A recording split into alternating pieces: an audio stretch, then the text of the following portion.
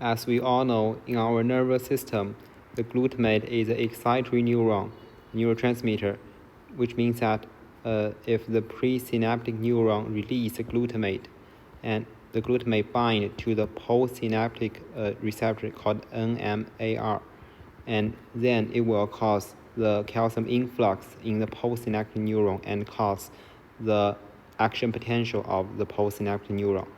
However, in reality, the glutamate release from the presynaptic neuron is not a sufficient condition of the postsynaptic neuron.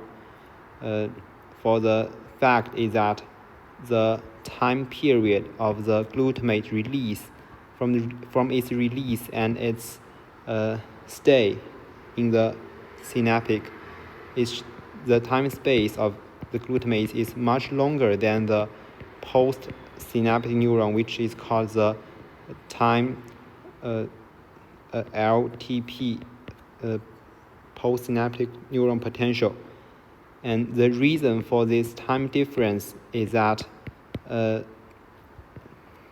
condition called the TLTP includes two, and only the second one is glutamate release.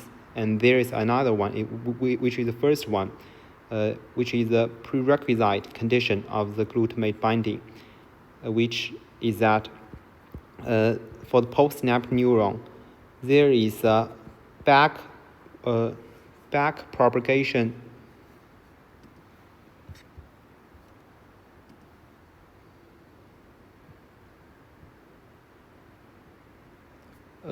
there is a back propagating action potential transmitting from the postsynaptic neuron from the soma to the dendrite. This is pre and this is post, and this potential transmits backwards. And once this is initiated, it reached the NMDR of the postsynaptic neuron, and it causes the unblocking of the magnesium ion from the NMDR. Then it off binding, and that is the prerequisite condition for the glutamate then rebinding to NMDR and cause the calcium release. And we can consider the two conditions of its time unmatching. One is if the back propagating action potential reached too early, and that is when and that it causes the magnesium ion to unblock the NMDR. But here is when the glutamate haven't been released from the presynaptic neuron, and the glutamate cannot bind the NMDR, then it will not cause the calcium influx. Then there is no TLTP. There's this potential, this postsynaptic potential. And another one is if the back propagating action potential reached too late. This is when the glutamate is already released, and maybe it is recollected from the presynaptic neuron. So there is no glutamate in the synaptic. So when the back propagating action potential reaches the postsynaptic neurons, this collapsed too late, and then there's no glutamate still remain, and it will not bind.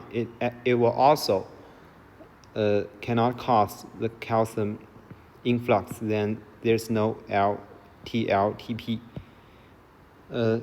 These two conditions demonstrate that the time mismatch of the glutamate release and the back propagating action potential will cause the last effect of the postsynaptic action potential.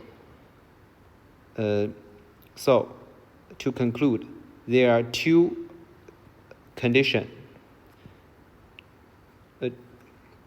two sufficient conditions for the postsynaptic neuron, which is the TLTP, to occur.